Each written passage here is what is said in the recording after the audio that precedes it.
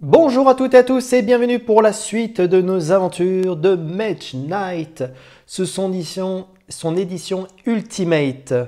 Et oui, cette 7e saison qui introduit encore de nouvelles mécaniques, notamment les donjons, les seigneurs des souterrains quelque part, puisque nous n'avons pas encore exploité cette capacité au cours de ce début de saison, mais nous pouvons également, bien entendu, traverser le terrain en souterrain, puisque chaque donjon est connecté.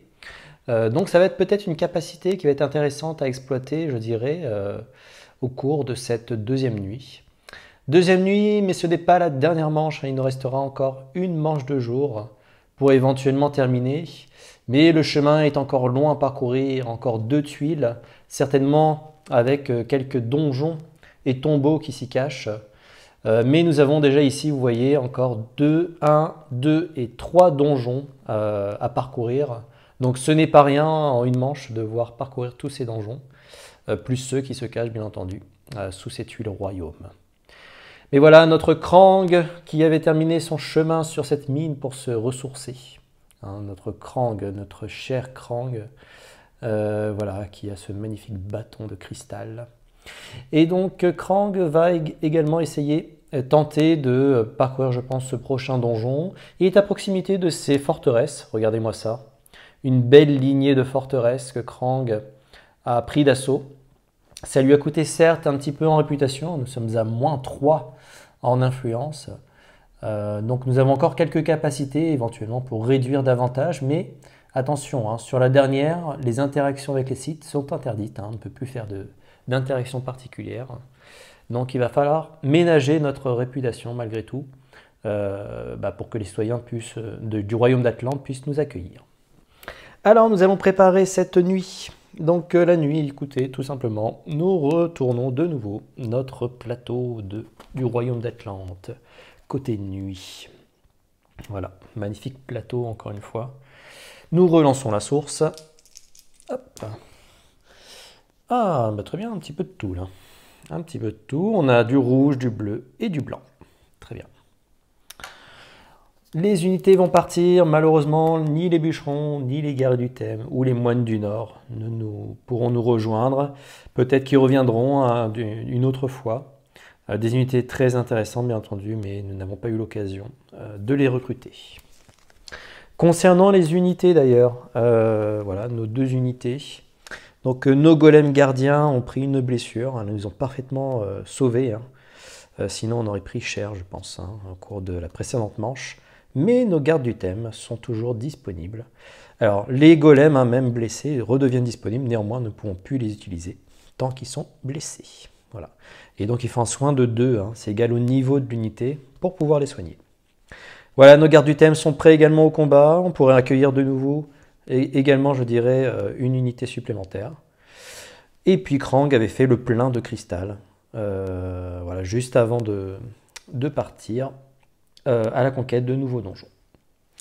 Voilà, alors, la carte de boule de feu. Eh bien écoutez, elle va rejoindre justement la partie de Aritea.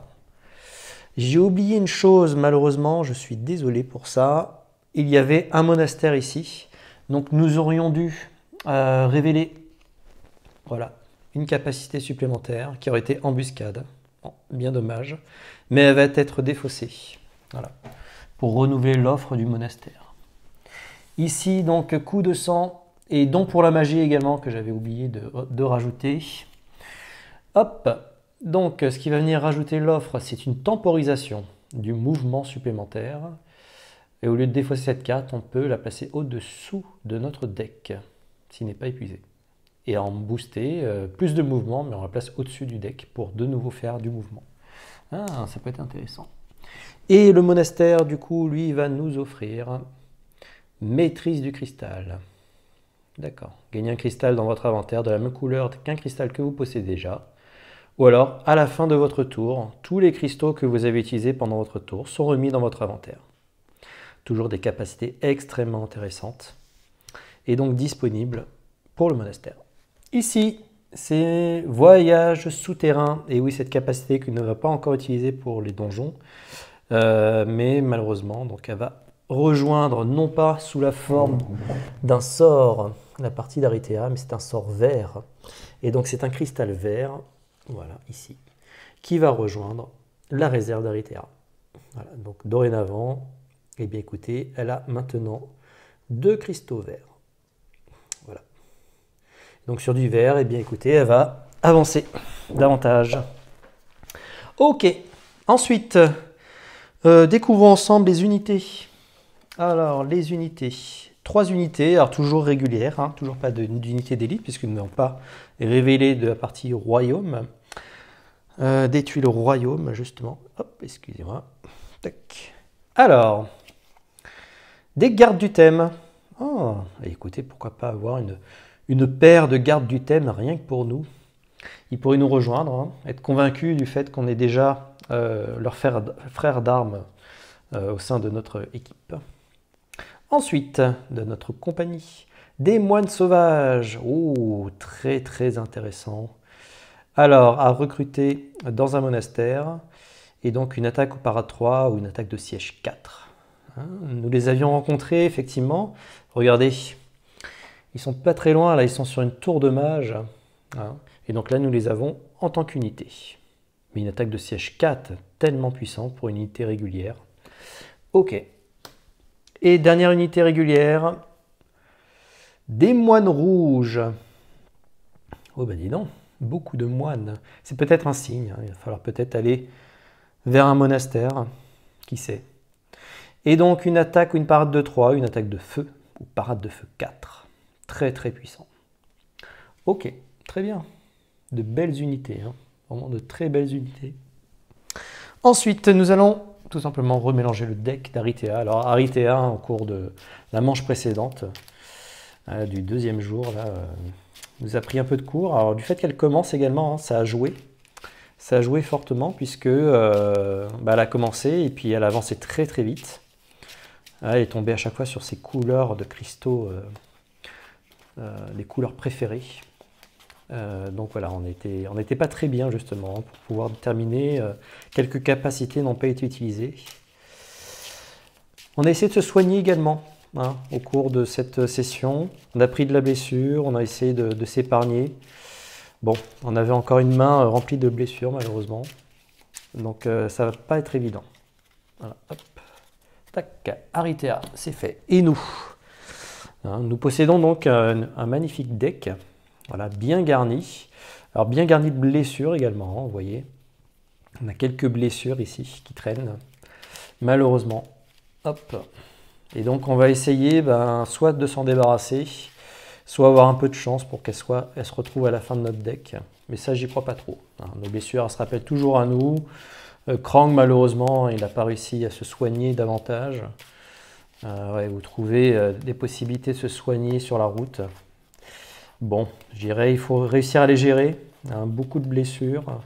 Alors soit nous avons tout en main, il faudra faire un repos, soit il va falloir les soigner au fur et à mesure. Mais nous allons rencontrer encore bien des dangers, car les donjons sont remplis d'êtres redoutables, mine de rien. Et puis nous n'avons pas nos unités pour nous protéger, malheureusement. Ils ne peuvent pas venir dans ces donjons étroits. Voilà, hop, très bien. Alors, les cartes de tactique de jour sont défaussées. Hop, et donc nous allons pouvoir passer à la phase de nuit.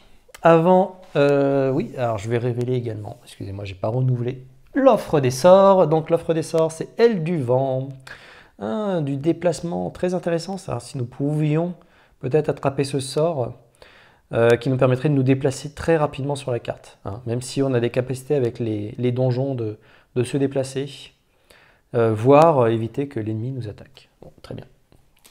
Ok, ensuite, donc nous avons une main de 6. Donc 6 indiqué ici, plus Nous sommes à proximité de notre forteresse. Nous avons 1, 2 et 3. Et donc nous avons une main de 6 plus 3, ce qui fait une main de 9.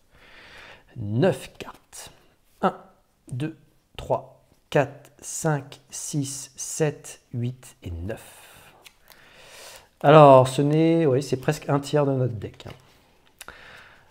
Incroyable, incroyable. Ah, le pouvoir des forteresses, clairement, c'est un vrai atout. C'est un vrai atout. Alors, nous découvrons ensemble nos capacités. Donc, concentration. Ok, blessure, il fallait s'y attendre. L'arc de l'aube. Waouh. Créer de l'attaque à distance en défaussant des cartes. Ou multiplier nos attaques à distance disponibles. Et l'attaque de siège. Très très fort. Un artefact extraordinaire. Une célérité du mouvement. Ah oui, il nous faut du mouvement, voire une attaque à distance de 3, pas négligeable. Récolte sauvage, pouvoir cristalliser sur notre déplacement, intéressant également, très intéressant. Source de mana, voilà, utiliser peut-être un peu plus de mana pour effectivement faire nos actions. Coercition cruelle, alors celle-ci est effectivement très intéressante, néanmoins, nous sommes dans une phase où nous n'avons plus beaucoup de réputation. Donc c'est délicat de pouvoir l'utiliser. Néanmoins, bon, c'est une influence. Distorsion spatiale. Donc là, on peut très bien se déplacer ou explorer des nouvelles tuiles à 2 cases de distance. Ah, intéressant, intéressant. Et oui, ok. Et un tel mouvement ne provoque pas les ennemis errants également. Voilà, et bien écoutez, nous avons fait le tour, c'est plutôt pas mal. On a du choix, on a une concentration également qui pourrait clairement nous aider. J'avais pas vu celle-ci, donc c'est une deuxième célérité. Donc ça peut être très intéressant, on a des capacités fort bien utiles. Ouais, plus source de mana. Ok, et donc nous allons choisir notre tactique de nuit. Voilà, et donc ce sera la dernière pour la partie. Hop. Alors, au crépuscule, commencer. Alors là, il va falloir peut-être prendre l'ascendant sur Aritea et ne pas la laisser commencer. Néanmoins, ça n'offre pas d'avantage autre que de commencer. Donc peut-être pas celle-ci. Une longue nuit. Une fois pendant cette nuit, si votre deck joueur est épuisé, vous pouvez mélanger votre défaut et remettre 3 cartes au hasard dans votre deck. Retournez ensuite cette carte face cachée. Ouais, intéressant aussi. Méditation nocturne. Une fois pendant cette nuit, avant de commencer l'un de vos tours, vous pouvez mélanger jusqu'à 5 cartes de votre main, y compris les blessures, dans votre deck joueur, puis piocher un même nombre de cartes. Retournez ensuite cette carte face cachée. Ça pourrait nous aider si nous sommes plein de blessures en main. Ah oui, c'est un coup de poker. Ou alors une provision. Au début de chacun de vos tours, choisissez l'une des options. Placez la première carte de votre deck joueur face cachée sous cette carte, ou retournez cette carte face cachée pour placer toutes les cartes présentes sous cette carte de votre main. Alors, une sacoche que nous remplissons au fur et à mesure, et puis après que nous ouvrons une seule fois. Peut être bien celle-ci, mais nous commençons en dernier malheureusement. Ouais, alors méditation nocturne. Ouais. Est-ce que pari sur la chance, ou plutôt de la provision, pour essayer d'en faire un maximum? Ouais, on va choisir provision. Alors malheureusement Aritea va commencer. Ouais. Ça ne changera pas l'ordre, alors peu importe laquelle. Hop. Je mélange quand même pour le principe. Mais là, quelle que soit la carte qu'elle va choisir, longue nuit, d'accord. Bon, de toute façon, il n'y a plus de suspense. Et donc, elle va démarrer cette partie. Alors, notre chère Aritea, que fais-tu en ce début de cette deuxième nuit? Une petite rage, de la marche, une concentration, donc 2 cristaux, et 2 cartes supplémentaires. Et oui, ça accélère. Ok. Ensuite, c'est à nous. C'est à nous. Alors, nous sommes au début de notre tour. Et donc, nous allons positionner sous notre provision, voilà, notre première carte ici. Voilà, on commence à remplir, je dirais, notre provision. Ok. Alors, l'idée, c'est de faire un mouvement déjà. Un mouvement, voire même un mouvement de 4. Alors pourquoi de 4 ? Tout simplement parce que déjà on va pouvoir se déplacer ici pour aller conquérir ce donjon, mais également révéler une tuile. Alors nous ne sommes pas sur le littoral, pardon, hein. Il est interdit de révéler des tuiles de royaume sur le littoral, et nous ne sommes pas ici, hein. Nous avons encore une capacité de la révéler à cet endroit-là. Elle touche bien entendu 2 tuiles. Donc avec 4 points de mouvement, on ferait 2 plus 1, 2 plus 2 pour révéler. Donc là, ce serait parfait. Ce serait parfait.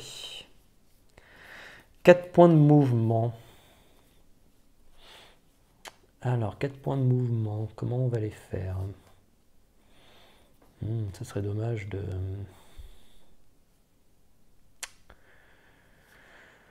Ouais, ça pourrait être intéressant de faire récolte sauvage. Et de défausser peut-être coercition. Ouais. Sinon, on a distorsion spatiale. Hein.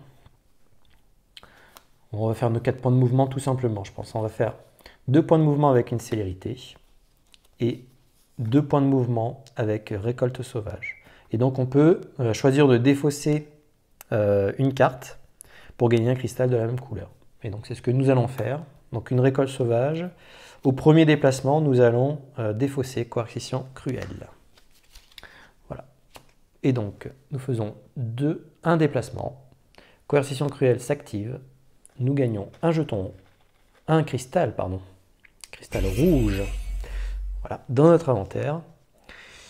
Et puis, donc, avec les 2 suivants, nous révélons issu du royaume. Alors, soit ce sera la cité bleue, soit ce sera une autre partie du royaume.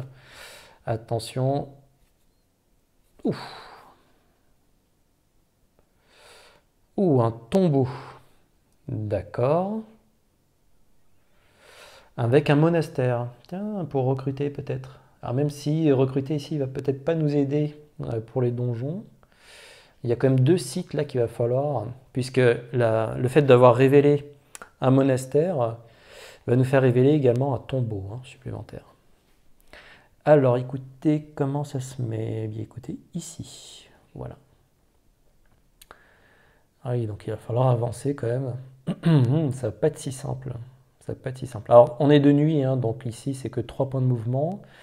Mais peut-être utiliser les capacités des connexions entre les tombeaux et les donjons, où il faut dépenser 2 points plus 1 point par case que nous devons relier. Donc là par exemple 2 points plus 1, 2, 3. Finalement pour 5 points de mouvement, vous voyez, on arriverait ici. Au contraire, si jamais nous n'avons pas cette capacité, vous voyez, il faut faire 3 plus 3 plus 3, ça fait 9. 9 points de mouvement si nous voulons aller ici. Donc versus 5, vous voyez tout de suite l'intérêt. Hein. Ouais, ok. Bon, moi c'est bien de l'avoir révélé. Et ici, on va également révéler un tombeau. Et donc le tombeau, il est représenté par un draconien. Et on va le révéler, écoutez, tout simplement ici. Là, le but, ça va être certainement d'aller au bout, puis de revenir progressivement pour prendre les donjons. L'idéal, pendant cette manche, serait effectivement d'aller conquérir, alors là c'est certainement très difficile, hein, du fait qu'Arita également va avancer, mais d'aller conquérir celui-ci, les 4, peut-être même réussir à revenir ici, et puis révéler les derniers tombeaux. Je pense que sur la tuile, justement, de cette cité, il doit encore avoir quelque chose. Et de toute façon, il va falloir la révéler. Et on ne peut pas, malheureusement, la révéler dans ce coin-là. On est sur le littoral. Donc, il va falloir retourner de l'autre côté. Mais avec les capacités de déplacement de donjon en donjon, vous voyez, ici, là, si nous voulons aller jusque-là, alors on ne peut pas traverser les lacs ni les marais. Nous n'avons ni lac ni marais, ça tombe plutôt bien. Et donc, si nous terminons notre tour ici, avec une conquête, hein, par exemple, eh bien, nous pourrions faire pour 2 points de mouvement, plus 2, plus 1, 2, 3, 4, 5. Donc finalement, pour 7 points de mouvement, nous pourrions aller directement ici. Hein. Traverser les souterrains, puisque Krang, grâce à son bâton magique, pourrait trouver la lumière sous ces souterrains et trouver directement la sortie de ce prochain donjon. Ah, voilà encore une variante extrêmement intéressante hein, que vous pouvez bien entendu introduire dans toutes vos parties de manière très simple. Et donc cette connexion entre donjons, c'est vraiment un bonheur, je pense, de pouvoir se déplacer. Et finalement, peut-être, au départ, des fois, on a un petit peu de mal, justement, à se développer parce que les créatures sont trop difficiles. Et donc on révèle un peu plus de royaumes, je dirais, pour gagner en puissance. Puis on se dirait, ah mince, c'est dommage, il y avait des choses très intéressantes ici. Hein, notamment une tour de sorcier, voire tuer une créature ici. Et donc le fait d'avoir cette capacité de revenir en arrière en passant par les souterrains permet de revenir finalement sur des sites très intéressants dès le départ. Voilà. Et de ne pas rater sa chance finalement, ou voire peut-être de retourner sur des labyrinthes ou autres. Donc voilà, donc c'est des capacités je trouve très très sympas pour des parties, des aventures de Mage Knight. Donc voilà, et puis c'est très facile à mettre en œuvre, hein, vous voyez, c'est simplement une règle de se dire bah, tout est connecté en termes de donjon. Et vous pouvez bien entendu créer vos propres règles, vous dire que les mines sont également connectées entre elles, en moyennant justement peut-être le même passage, donc passer d'une mine à une autre vous permettrait également de vous déplacer. À vous également d'inventer, hein, de créer, et la communauté de Mage Knight est très riche et déborde d'imagination.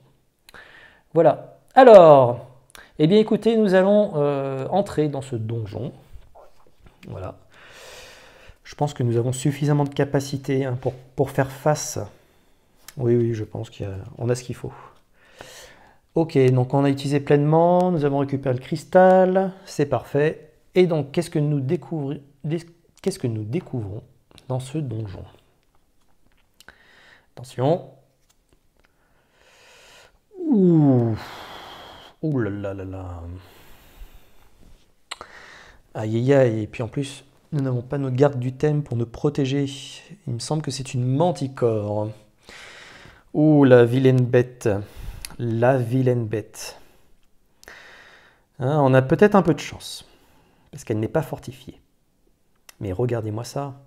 6 d'armure avec une résistance de feu. Une valeur d'attaque de 4. Néanmoins, il faut faire une parade de 8, puisqu'elle a la partie vif. Et oui, elle se déplace très rapidement pour venir nous attaquer. Elle a une capacité assassin. Bon, de toute façon, ça ne change pas grand-chose du fait qu'on ne puisse pas descendre dans ces donjons. On est obligé de descendre seul. Et une capacité poison. Alors là, on prendrait tout un tas de blessures. Ce qui n'est pas souhaitable. Hein. Ce qui n'est absolument pas souhaitable ici. Ok. Eh bien, écoutez, attaquons cette manticore. Alors je pense du fait qu'elle ne soit pas fortifiée, il va falloir user de nos habilités d'attaque à distance.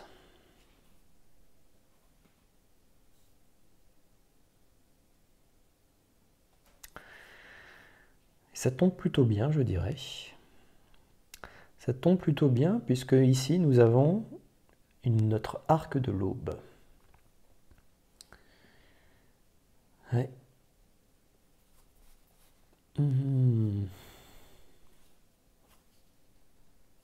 On a une attaque à distance de 3 ici, il nous faudrait juste 6.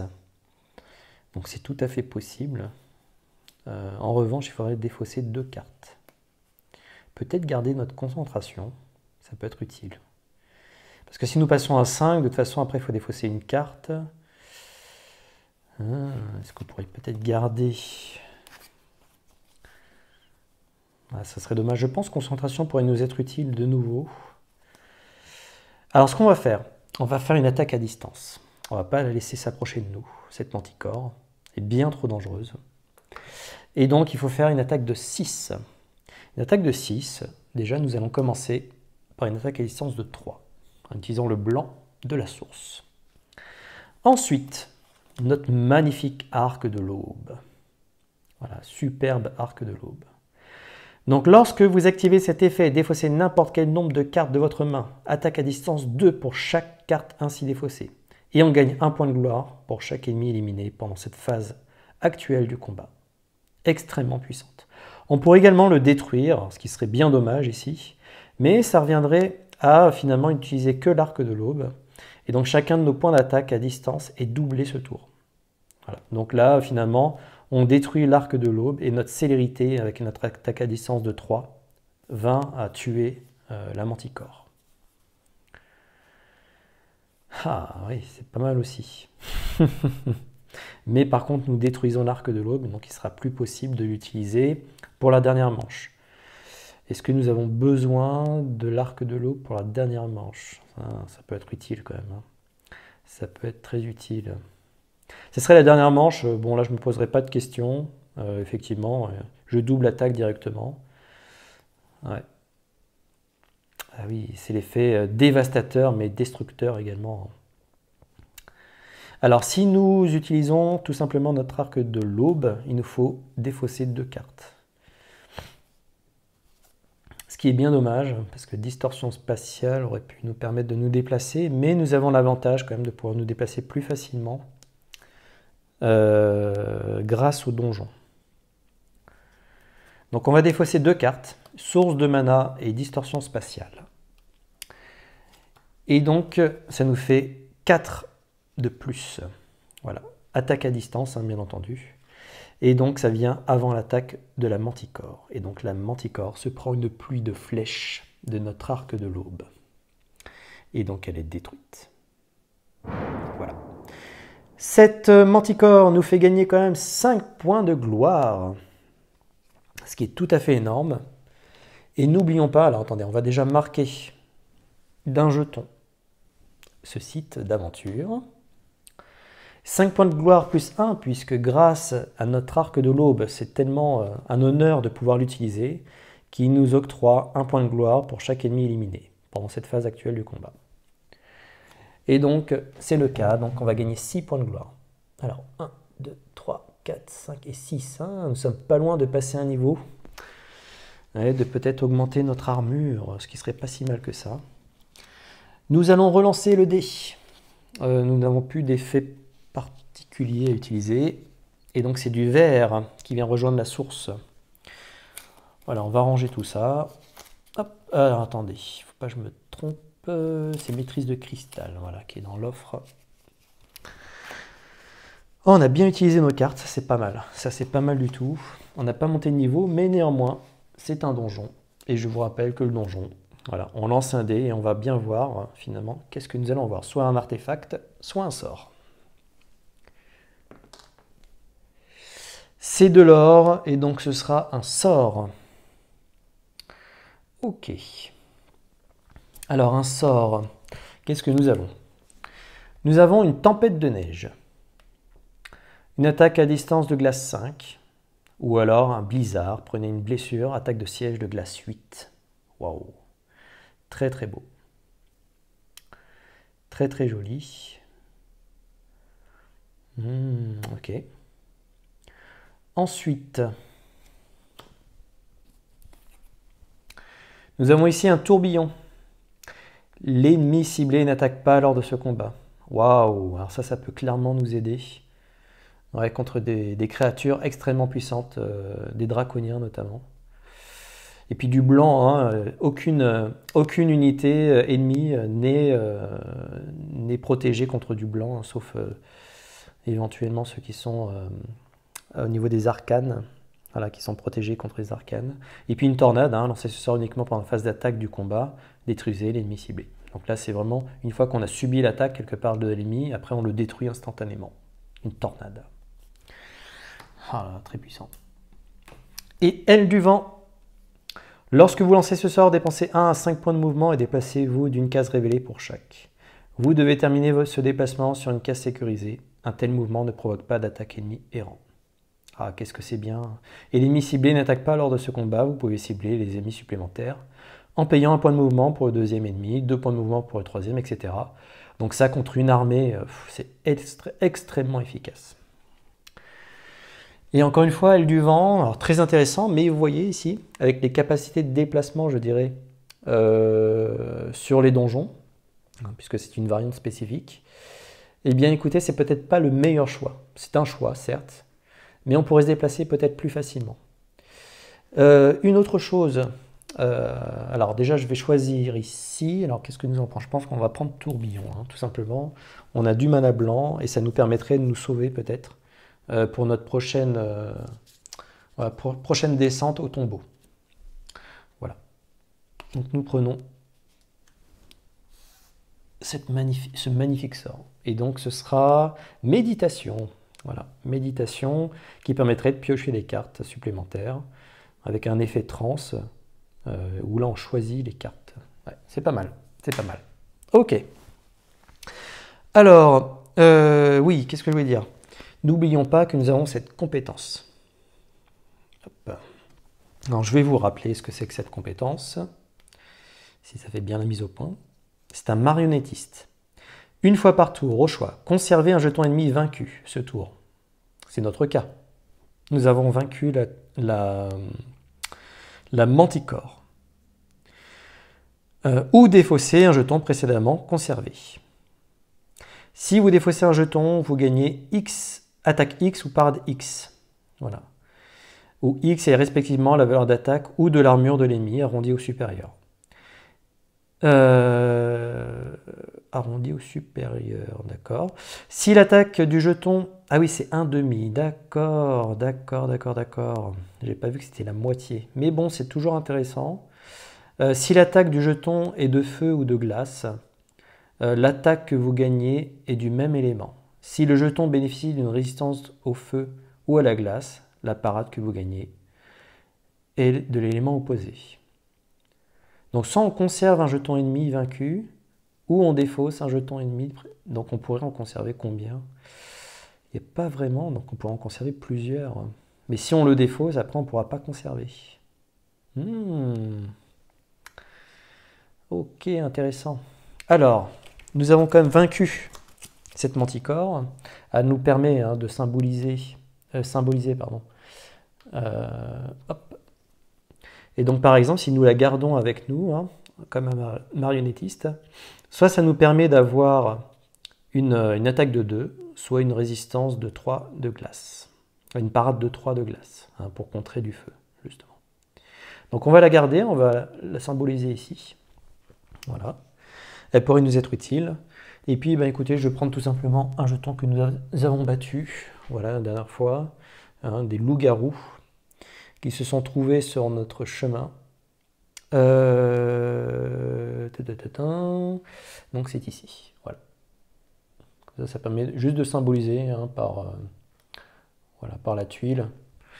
Je trouve ça un petit peu plus sympa que uniquement nos boucliers, surtout pour s'y retrouver, pour savoir où est-ce qu'on peut aller. Je trouve que c'est plus simple. Voilà.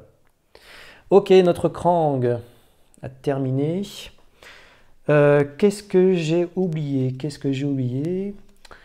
J'ai pris le sort. Nous avons conservé la créature. Ok. Et puis écoutez, je pense que c'est bon. Nous avons fait le tour. Et donc, nous allons reprendre notre main. Donc, 1, 2. Nous sommes une main à 6. Nous n'avons plus, malheureusement, nos capacités de forteresse. Et donc, nous allons refaire notre main jusqu'à 6. Donc, piocher 4 cartes. 1, 2, 3 et 4. N'oublions pas qu'ici, nous avons notre sort. Donc, ça va être très intéressant de pouvoir l'utiliser. Alors, c'est à Aritea. Aritea, allez, que fais-tu? C'est maximum. Attraction de mana, très belle carte d'Aritea. Et une endurance, il y a un seul cristal. Bon, ça va pour l'instant. Ça va sur ce tour. C'est à nous de jouer. Alors, nous avons toujours notre provision. Écoutez, nous allons continuer de l'alimenter. Voilà. Laissons peut-être Aritea accélérer peut-être la partie et au moment opportun, je pense que nous prendrons provision pour avoir une magnifique main pour un dernier tour, un ultime tour. Ok, alors allons-y, regardons ensemble. Donc une concentration, une vieille blessure, une endurance du mouvement. Là justement, il nous fallait du mouvement. En plus c'est du bleu, ça tombe plutôt bien. Aïe aïe aïe, encore une blessure. Ouh, encore deux blessures. Oh là là là là. Ok, tourbillon. Et c'est tout. Ouh là là là là là là. Alors là, ça tombe pas bien du tout. Mais alors, pas bien du tout. Ok. On n'a aucune capacité d'attaque. Qu'est-ce que nous allons faire?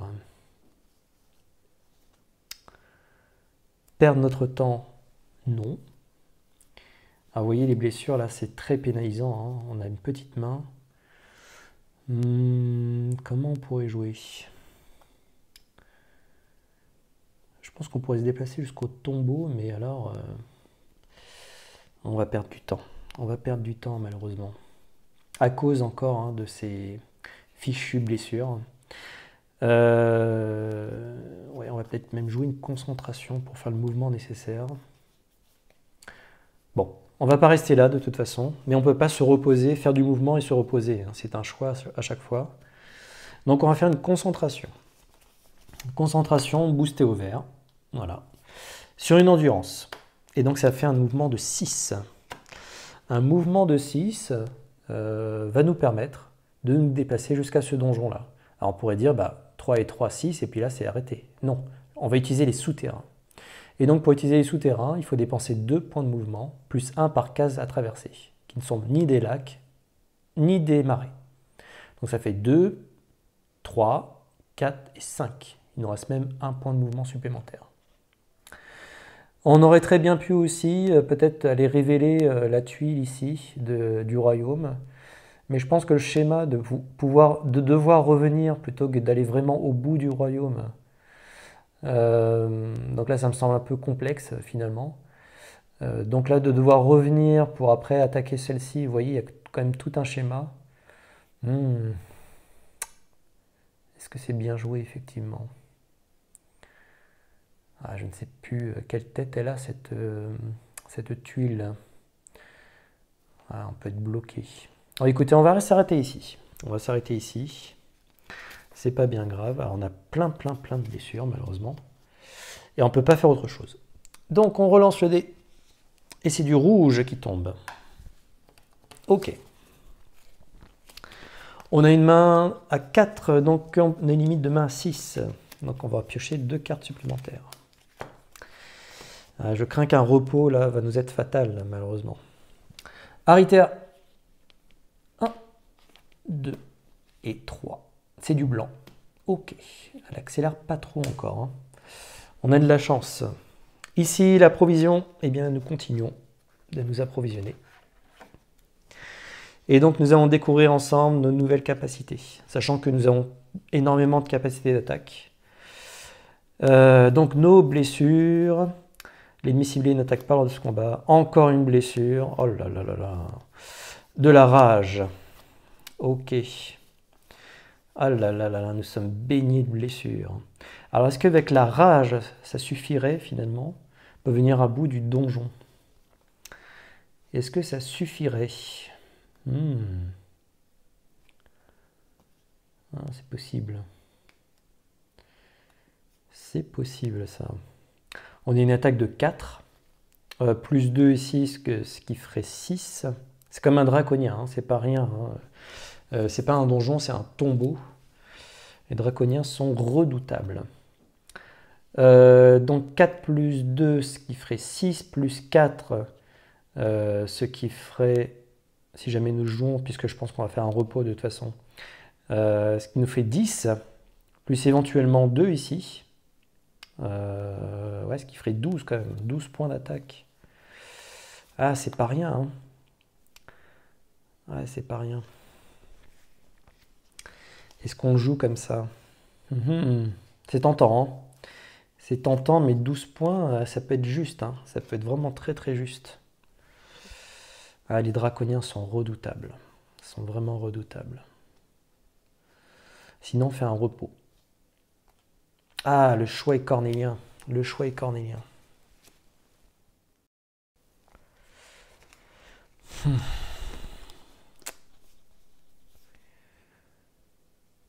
Oh là là, que faire?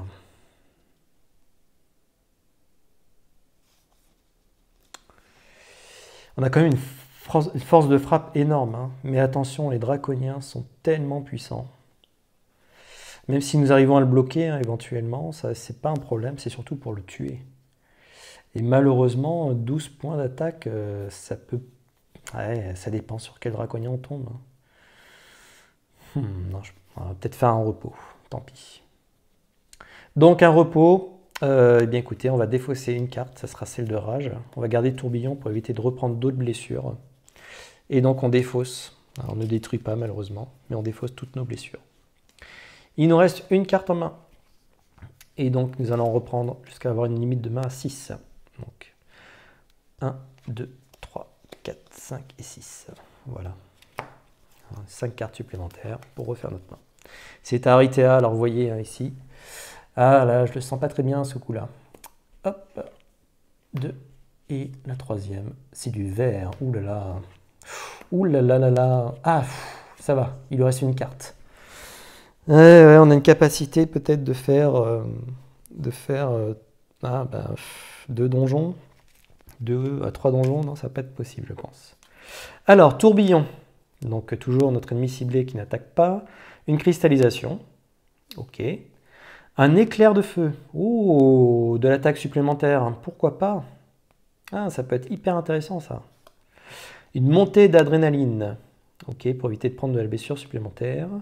De l'intimidation. Perdre un peu de réputation, mais pour une forte attaque.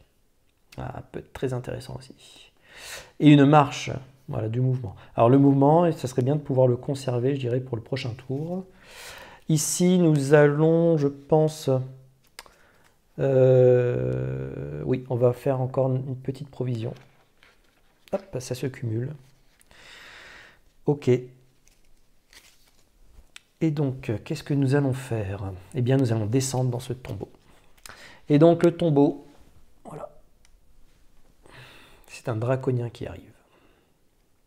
Attention les yeux, ça peut être redoutable. Ouh, c'est pas un rigolo. En plus, il y a des résistances pas rigolotes non plus. C'est un dragon de feu. Voilà. Ah, il n'est pas résistant aux arcanes déjà, c'est pas mal. Mais par contre, vous voyez, une résistance physique et une résistance de feu. Ah là là, et puis on n'a pas de pouvoir de glace. On n'a rien de tout ça, malheureusement. Et donc, nous attaquons à ce dragon, ce draconien de feu. Ok. Notre première action va être de créer un tourbillon. Voilà. Qui va éviter, justement, les 9 points d'attaque. Alors, nous utilisons malheureusement notre cristal blanc, mais il est là pour ça. Et donc, il ne nous attaque pas. Maintenant, il va falloir faire 14 d'attaque physique. Je crois que nous avons que de l'attaque physique, voire même, ouais, nous avons un éclair de feu. Ok.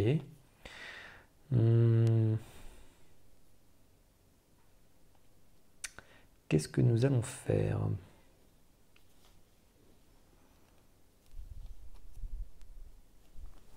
Qu'est-ce que nous allons faire?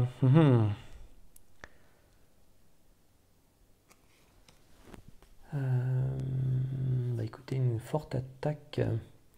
Donc déjà ici, nous avons une attaque de 2. Faire 14, hein. Plus une attaque de 4. Ce qui fait 6. 6 pour faire 14.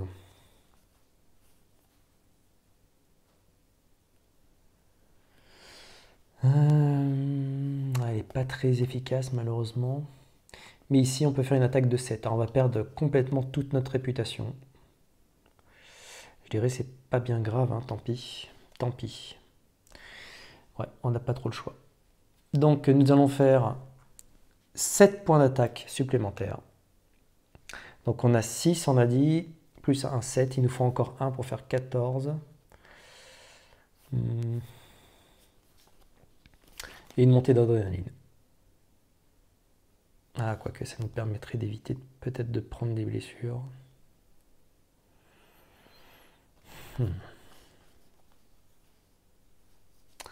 Sinon, une cristallisation. Allez, ouais, une cristallisation. Et donc, nous inclinons une cristallisation, ce qui nous fait 14 points d'attaque. Pour venir à bout de ce dragon de feu. Waouh! Combat épique, hein, combat difficile. On a utilisé énormément de capacités. Mais il va nous octroyer quand même 8 points de gloire. Plus le fait que ce soit un tombeau. Alors on va le conserver. Ah, c'est marionnettiste. Donc 8 points de gloire. On va monter d'un niveau là. 1, 2, 3, 4, 5, 6, 7 et 8. Malheureusement, c'est la fin de notre tour. On va perdre 2 points de réputation, le fait d'avoir utilisé notre intimidation.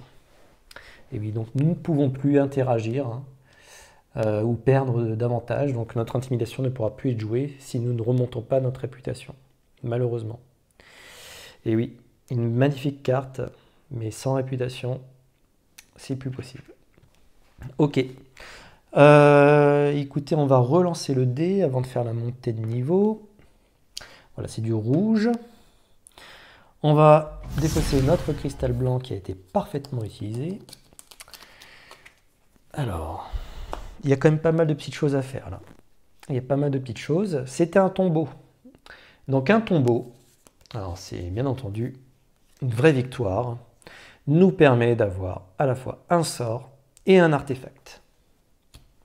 Pour le sort, alors nous avons notre attaque de tempête de neige, une attaque à distance de glace 5, ok, voire un blizzard, avec un effet extrêmement puissant.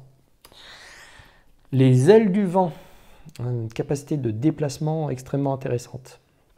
Notamment, là j'y pense, alors on n'a plus de mana blanc malheureusement. Ah, quel dommage. Quel dommage. On aurait pu se déplacer. Ok. Et puis une méditation. Donc la méditation, alors piochez 2 cartes au hasard dans votre défaut, c'est placez-les soit au-dessous, soit au-dessus de votre deck. Votre limite de main est augmentée de 2 la prochaine fois que vous piochez des cartes. Intéressant. Ou en transe, identique à l'effet de base, sauf que vous choisissez les cartes au lieu de les piocher au hasard. Ah, c'est pas mal, ça refait vraiment la main. On a plus de chance, je pense, de pouvoir utiliser notre tempête de neige. Éventuellement, peut-être pour venir à bout d'un draconien. Ok, donc on va prendre une tempête de neige déjà. Et puis ensuite, en artefact. Alors, bannière de force d'âme. Assignez une bannière de force, une bannière à l'une de vos unités une fois par manche. Lorsque cette unité va être blessée, retournez cette carte pour ignorer la blessure et les effets qui lui sont liés. Vous ne pouvez toujours pas assigner de dégâts à cette unité plus d'une fois par tour, par combat. Ok. Et en destruction, à tout moment, sauf pendant le combat, soignez complètement toutes vos unités. Pouf. Ok.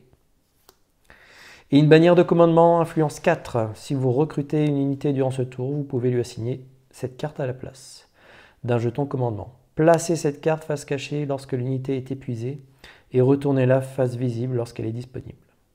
Ou alors gagnez 2 points de gloire, recrutez gratuitement n'importe quelle unité de l'offre des unités. Si vous avez atteint votre limite de commandement, vous devez d'abord envoyer l'une de vos unités. Oh, pas mal ça.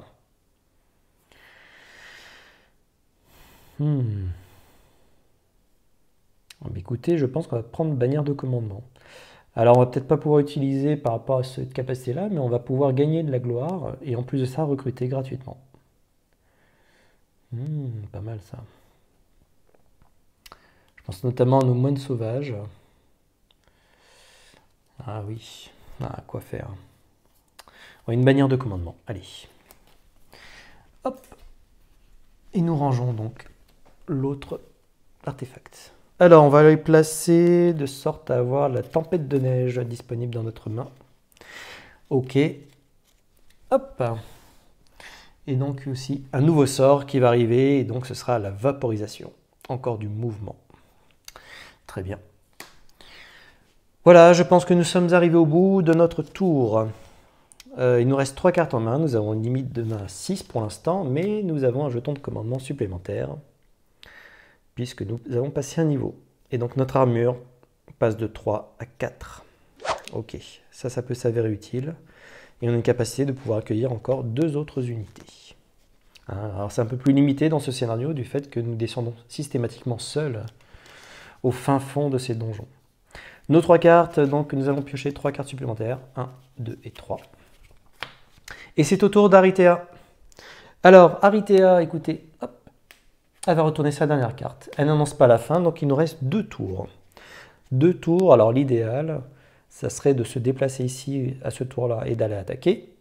Puis se déplacer ici à ce tour-là et attaquer. Ce qui nous permettrait à la fin de cette manche, finalement, d'avoir complètement conquis toute cette zone, Puis à la manche prochaine, bah écoutez, d'aller jusqu'ici pour révéler la dernière partie du royaume. Alors vous voyez, ça va se jouer vraiment à pas grand-chose. Il va falloir se déplacer. Mais aussi, c'est aussi ça, hein, dans Mage Knight, ça se joue souvent à un tour ou une carte près, quoi. Donc on voit que les 5 manches, heureusement qu'elles sont là, hein, il nous aurait manqué une manche finalement pour révéler une autre partie, mais encore faut-il réussir à passer ce donjon, enfin ce tombeau, puis ce donjon, hein. Donc ça va être quand même assez difficile. D'ailleurs, nous allons marquer, voilà, notre progression sur ce donjon. Alors je me posais toujours la question d'ailleurs, ce qui est curieux, c'est que nous avons énormément de petits jetons boucliers pour marquer les sites. Mais quand on voit ce type de scénario, finalement on n'arrête pas, hein, d'aller voir différents sites, et en plus de ça, on s'est permis également d'aller voir quelques forteresses. Donc vous voyez, hein, tout de suite, c'est encore une autre manière de jouer à Mage Knight. Mais quelle aventure, quelle rencontre. Les choix que nous faisons vont... Enfin, voilà, tout est incroyable, je trouve, dans ce jeu. Clairement, avoir des capacités d'aller voir des donjons, de récolter davantage de puissance pour pouvoir affronter d'autres ennemis. Il nous aurait été impensable en tout début de partie de pouvoir aller attaquer autant d'ennemis d'un coup, hein, surtout des ennemis relativement redoutables. Faire 14 points d'attaque par exemple, enfin voilà, c'était complètement impensable. Et donc là, notre Mage Knight monte en puissance. Et alors, nous allons découvrir justement ces nouvelles capacités. Donc notre marche qui a été précieusement gardée, hein, pour pouvoir s'avancer vers le futur donjon. Un éclair de feu qui est une attaque à distance de feu 5. Une montée d'adrénaline pour éviter de prendre des blessures supplémentaires. Une détermination, une attaque ou une parade de 2, voire une parade de 5. Très utile. Et puis notre bannière de commandement. Ok. Alors les unités qui sont ici vont peut-être pas nous être utiles. Oui. Surtout qu'on ne peut plus interagir, hein. Nous n'avons plus de gloire, enfin de réputation. On va peut-être l'utiliser autrement, notre bannière. Provision, qu'est-ce que nous faisons sur cette provision? Est-ce que ça va être un peu limite, je dirais, pour attaquer? Est-ce que c'est pas le bon moment pour prendre notre provision? On n'a pas de blessure. Ou alors utiliser notre dernier tour, essayer avec ce que nous avons ici. Alors on a encore 2 points d'attaque. Et éventuellement, alors c'est arrondi au supérieur ou inférieur? Excusez-moi. Donc pour le marionnettiste, voilà. La valeur d'attaque arrondie au supérieur, d'accord. Si l'attaque du jeton est de feu ou de glace, l'attaque que vous gagnez est du même élément. D'accord. Donc par exemple avec notre draconien, écoutez, nous avons une attaque de 5 de feu. Donc on a une puissance d'attaque redoutable. En plus associé à celle-ci, ouais, ça peut être pas mal quand même, hein. Je pense qu'on a ce qu'il faut. Maintenant, pour aller jusqu'au tombeau, alors c'est pas 3 et 3, 6, il nous faut 2 plus 2, ce qui fait 4. Donc il nous faut 4 points de mouvement pour atteindre notre destination. Excusez-moi, j'ai un petit chat dans la gorge. 4 points de mouvement, on les a ici. On les a ici. Donc c'est ce que nous allons utiliser. Donc la marche, un ordre de marche boosté au vert, ce qui fait 4 points de mouvement. 4 points de mouvement, ce qui nous permet de nous déplacer 2, 3 et 4. Voilà. Nous parcourons les souterrains du royaume d'Atlante et nous arrivons sur ce tombeau. Nous pénétrons dans ce tombeau. Qu'est-ce que nous allons découvrir?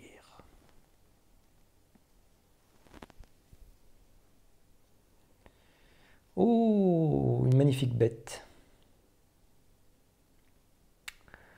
Ok, alors lui c'est quoi? C'est un... C'est quoi ça?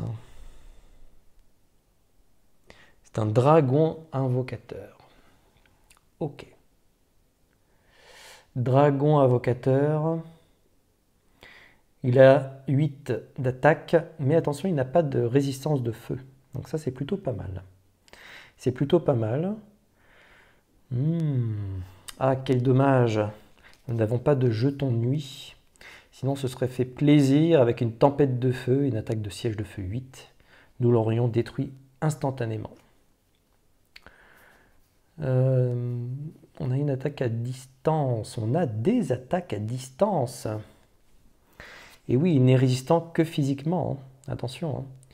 Même s'il est résistant aux arcanes, rien ne nous empêche hein, de lui infliger des dégâts. Et vous voyez, rien qu'avec ces 2 cartes, c'est tellement puissant. Effectivement, eh bien écoutez, ça va nous faire 5 et 5. Ah, ça nous fait les 10, hein, sans problème. C'est des attaques élémentaires. Donc elles passent et nous pouvons détruire avant même qu'ils nous attaquent. Parce que là, subir 2 attaques d'unités redoutables, non, non.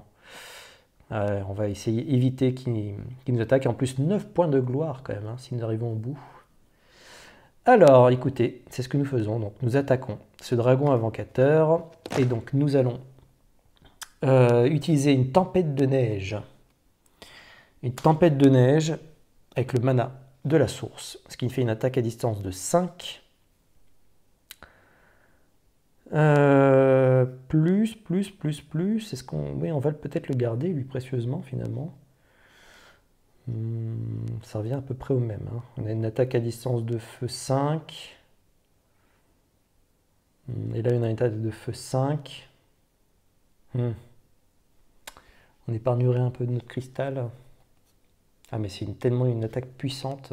Après, on a encore une autre attaque hein, derrière. Est-ce qu'il ne faudrait pas la garder quand même, cette attaque? Ouais. On va utiliser nos cartes. Hein. On va essayer de renouveler notre main. Et donc, du coup, on va faire un éclair de feu. Ouh là là, c'est presque du feu glacé tout ça, dites-moi. Donc, une tempête de neige s'ajoute à un éclair de feu. Et donc, le draconien, le dragon invocateur, est détruit. Ah, là, il ne peut absolument rien faire. Il est bloqué. Et donc, du coup, nous allons gagner 9 points de gloire. 9 points de gloire, c'est tout à fait énorme. Hop! Alors, 1, 2, 3, 4, 5, 6, 7, 8 et 9. On n'est plus très loin ici. Nous ne sommes plus très loin. Ah, on pourrait gagner 2 points de gloire ici. Ouais. Pour passer un niveau. Est-ce que c'est pas le moment de passer un niveau? Même si les unités, alors oui, les unités sont intéressantes, mais on va plus pouvoir faire grand chose malheureusement. Mais le fait de détruire cet artefact, on a le droit, hein, après un combat bien entendu, de faire des actions spéciales.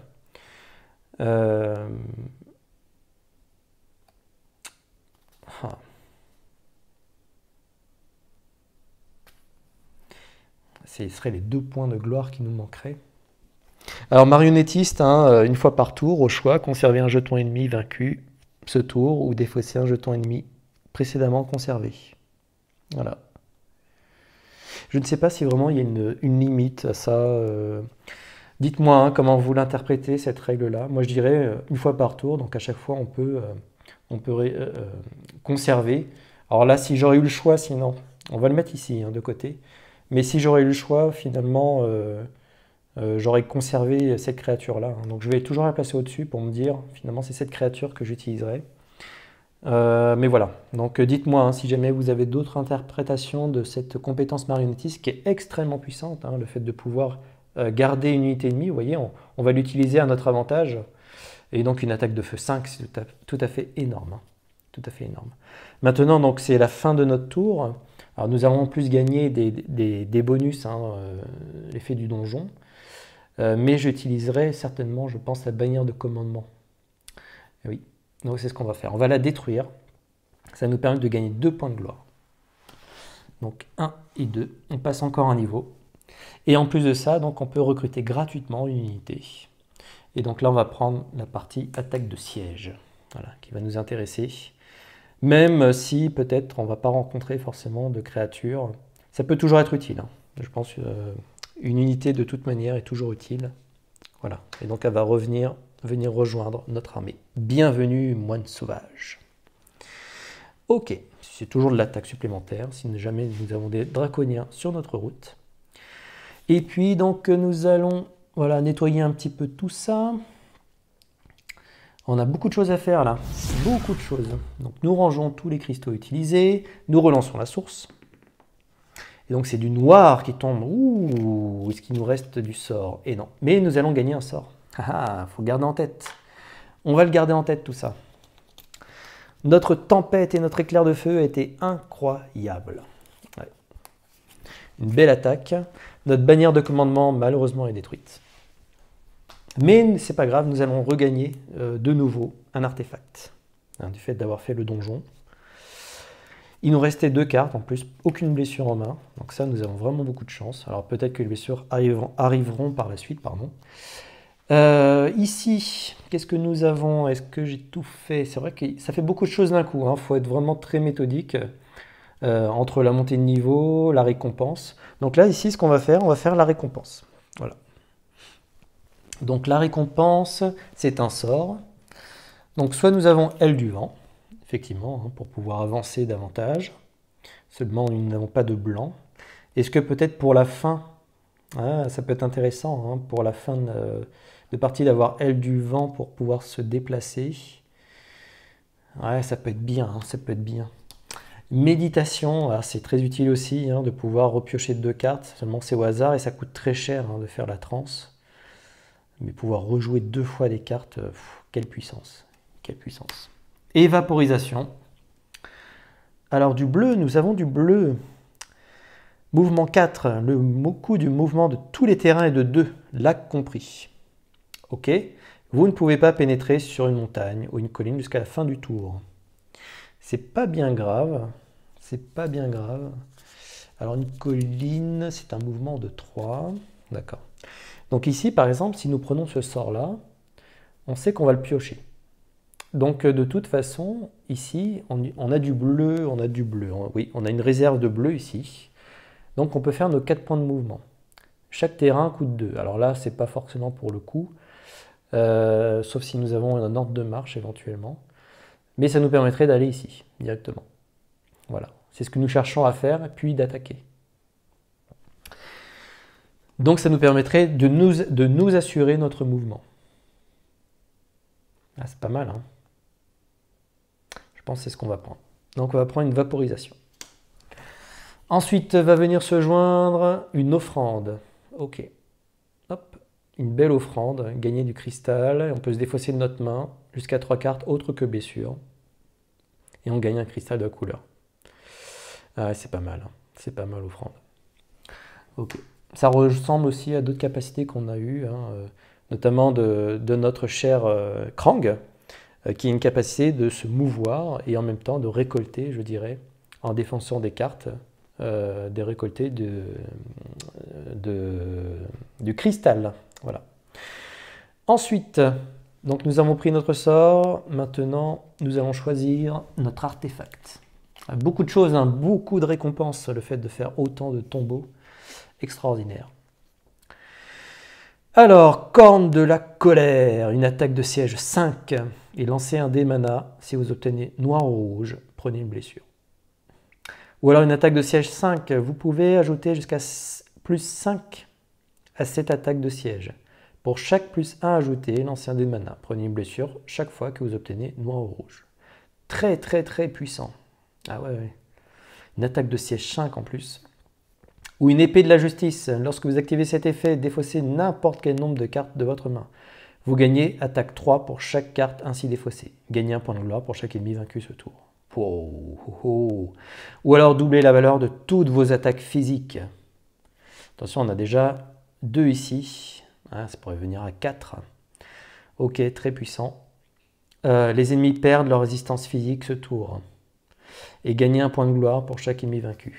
Oh là là là, que choisir. Les deux sont extrêmement intéressantes. Je veux les deux. Non, c'est pas possible. Oh là là là. Une attaque de siège, on risque de prendre un peu de blessure, ou une épée de justice. Et puis les fortes attaques, là, c'est tellement intéressant. Mais là, ça permettrait de réduire à néant des créatures. Corne de la colère. Oh là là, vous voyez, les artefacts, leur puissance sont incroyables. Ah, que choisir, que choisir? C'est difficile, hein. C'est toujours difficile, hein. C'est un choix cornélien à chaque fois. Qu'est-ce que c'est difficile?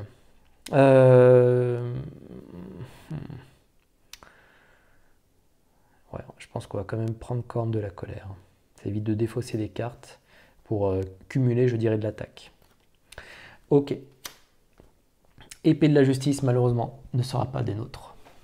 Quel dommage. Et donc nos deux cartes, alors de toute façon il va falloir vaporisation et puis corne de la colère juste derrière, donc ça tombe plutôt bien. Ok. Et ensuite nous allons prendre également notre compétence. Hein, je pense aussi à des compétences d'Aritea. Et oui, les compétences d'Aritea sont tellement puissantes. Alors, dis donc, cette mise au point a du mal à se faire. Alors, qu'est-ce que nous avons? Ici, c'est Maître du Chaos. Lorsque vous gagnez cette tuile, lancez un dé mana et placez-le sur l'un de vos jetons boucliers. Et placez, l'un de vos jetons boucliers sur cette tuile, sur la couleur obtenue.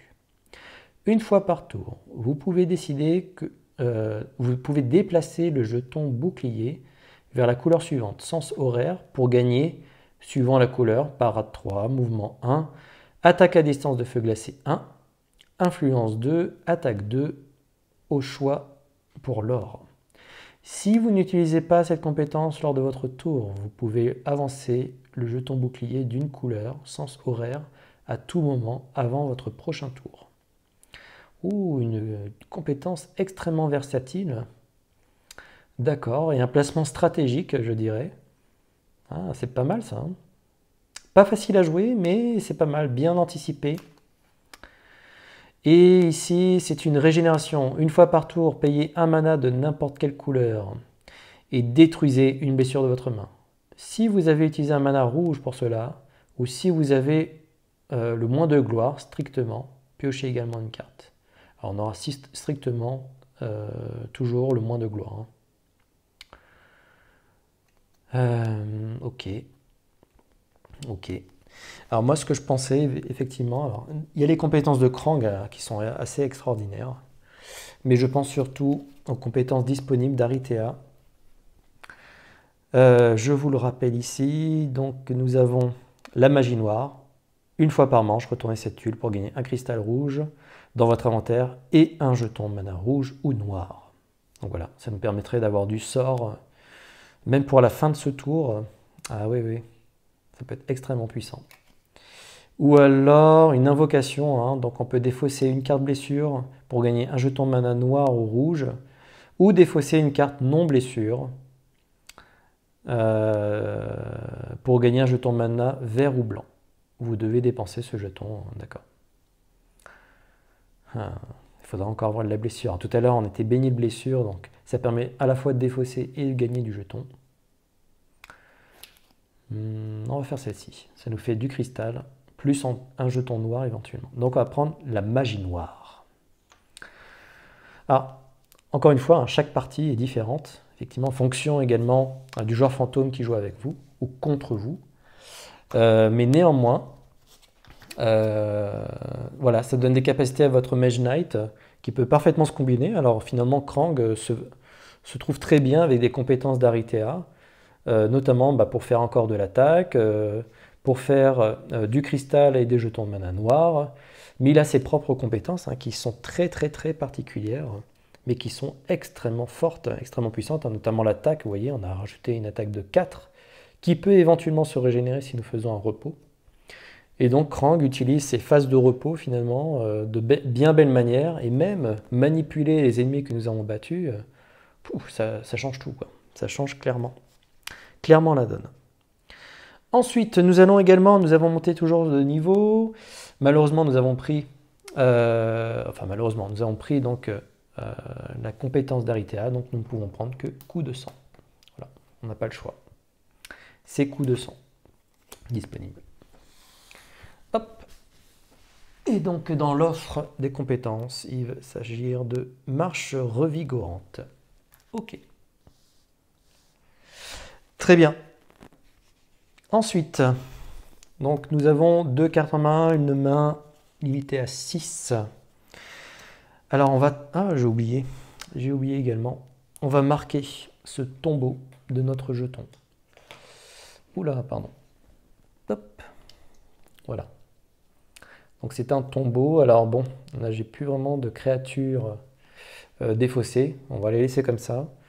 Et donc n'oublions pas qu'ici nous avons un tombeau. Alors il y a peu de chances qu'on y retourne dans ce coin-là. On va essayer de se déplacer au maximum.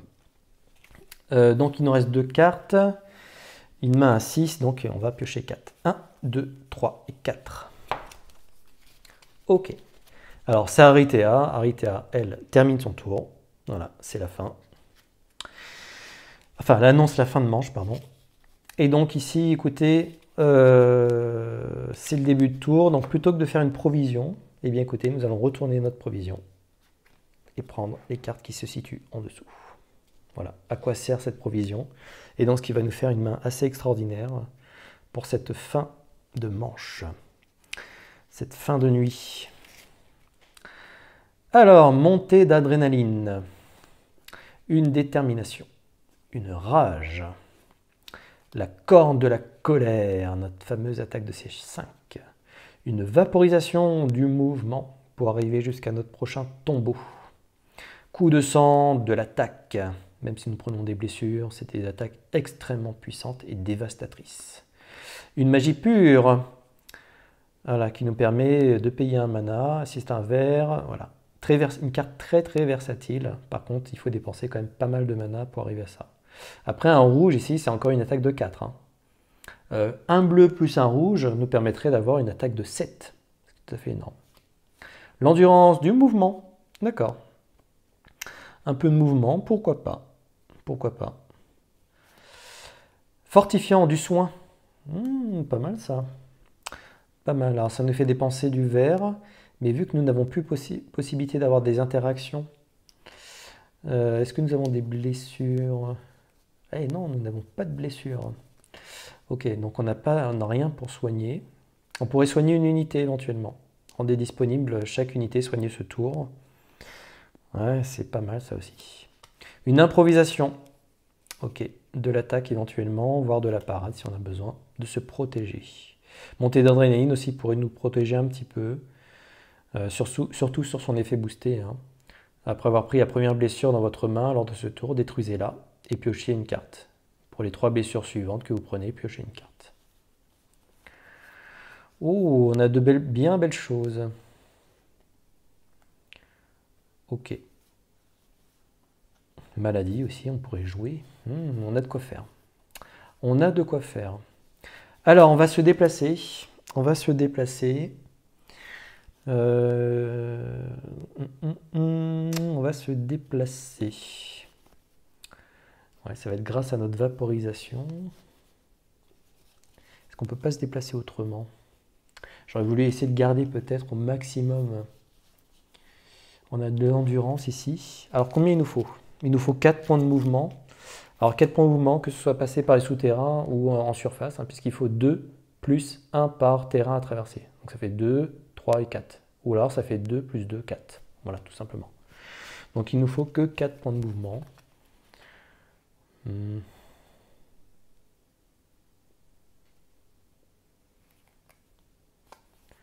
4 points de mouvement. Mana vert. Oui, on a du cristal vert, mais ce serait dommage de l'utiliser. Que faire?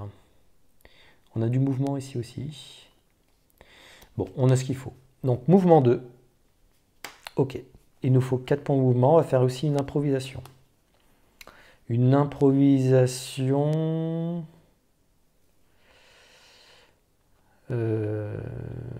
Garder maladie au cas où. On va garder maladie, donc une improvisation. Donc ça nous fait 5 points de mouvement. On aurait pu aussi éventuellement révéler une tuile, la dernière tuile du royaume. Mais vu qu'il va falloir traverser la carte pour aller jusqu'ici, je pense qu'il va falloir faire un mouvement assez incroyable pour arriver là, puis révéler la dernière tuile. Voilà. Alors, ça va être notre enjeu. Et puis sinon ici, si on révèle la tuile, alors déjà il va falloir aller jusqu'ici, révéler la tuile, et éventuellement révéler de nouveaux donjons ou tombeaux. Et puis après revenir jusqu'au bout, ouais, c'est pas évident. Je pense qu'il vaut mieux essayer d'avancer jusqu'ici. Alors, vous voyez, il y a encore deux possibilités. Hein, alors, ah non, excusez-moi. Et non, nous ne pouvons pas révéler sur le littoral. Donc non, c'est bien notre bonne stratégie d'aller jusqu'à ce donjon, puis à la prochaine manche, d'aller jusqu'ici et révéler la suite. Ouais, ok. Est-ce que nous avons le droit d'ailleurs? Ici, oui, c'est bon. Nous ne sommes pas sur le littoral, donc il n'y a aucun problème. Voilà. Donc, mettons-nous en marche. Hop. Encore une fois, notre Krang traverse le royaume d'Atlante pour aller visiter un ultime donjon pour cette manche. Ok, puis je pense qu'on a suffisamment d'attaques. On devrait y arriver. Voilà. Alors, qu'est-ce que nous trouvons dans ce donjon? Nous ayons toujours seul, hein. Aucune unité ne peut nous être utile ici. Oh, qu'est-ce que c'est que ça? C'est une hydre. Oh, 3 attaques de 2 chacune. Ok. Et 6 d'armure avec une résistance de glace. Voilà, nous attaquons l'hydre. Ok. Alors, qu'est-ce que nous allons faire? On a des parades. On a ce qu'il faut. 6 d'attaque, c'est pas bien difficile, je dirais, de l'obtenir. 6 d'attaque, on a... Oui, on a ce qu'il faut. Alors, il faudrait parer 3 fois.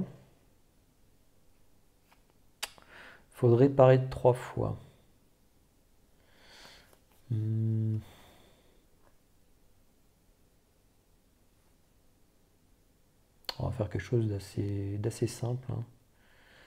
Ah oui, alors là, malheureusement, la corne de guerre, hein, c'est toujours un risque de prendre du noir ou du rouge pour prendre une blessure. Mais néanmoins, c'est notre attaque ultra puissante. Ici, encore une fois, on a une attaque de 4. Donc là, on a nos 6 points d'attaque, hein, sans prendre trop de risques. On a nos 6 points d'attaque. Et puis après, de toute façon, c'est la fin. Hein. On n'a pas d'autre capacité à jouer. Donc on va faire quelque chose de très simple, très basique. 3 attaques, donc 3 parades. 3 parades de 2. Une première parade de 2. Une deuxième parade de 2. Et une dernière parade de 2. Voilà. Donc on arrive à déjouer toutes ces têtes de l'hydre, hein, qui nous attaquent 3 fois.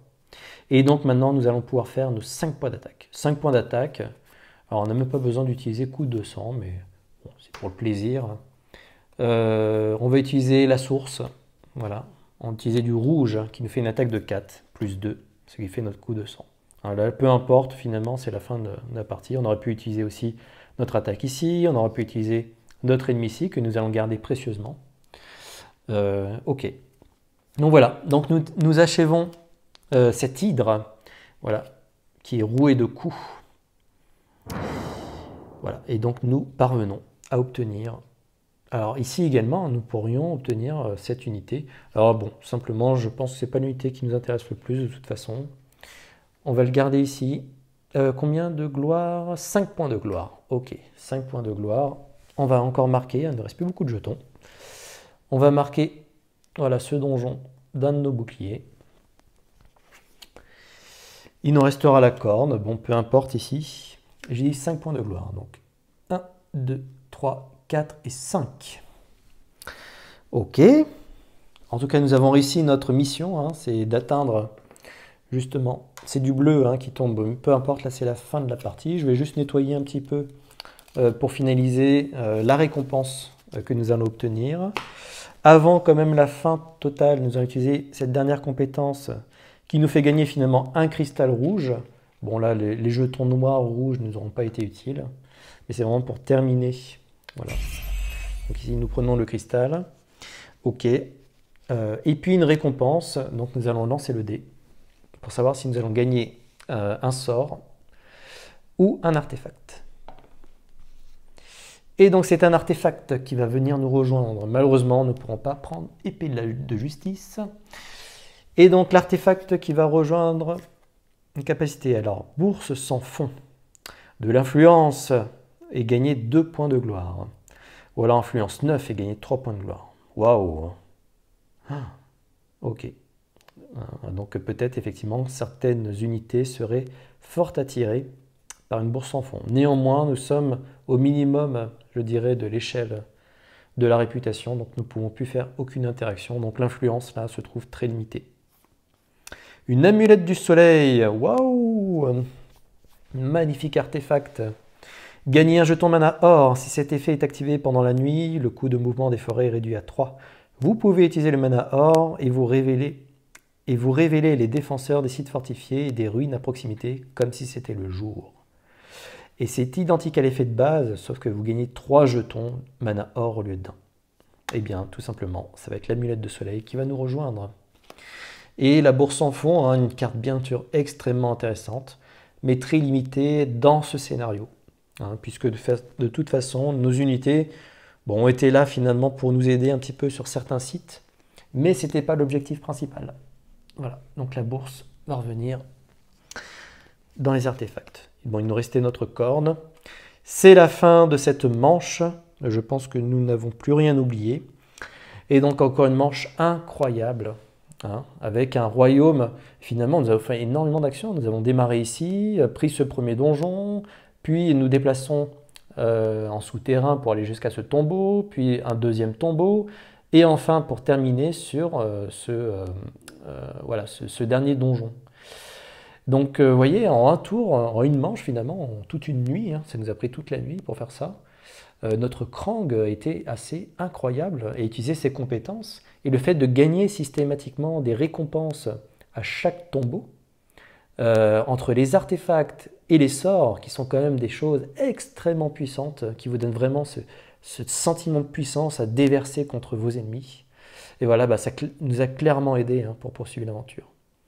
Donc, eh bien, écoutez, une dernière manche qui va nous attendre, une dernière manche pour aller découvrir cette fameuse cité bleue amicale, mais également certainement découvrir peut-être un dernier tombeau. J'imagine que sur une tuile royaume, on va être confronté à des tombeaux.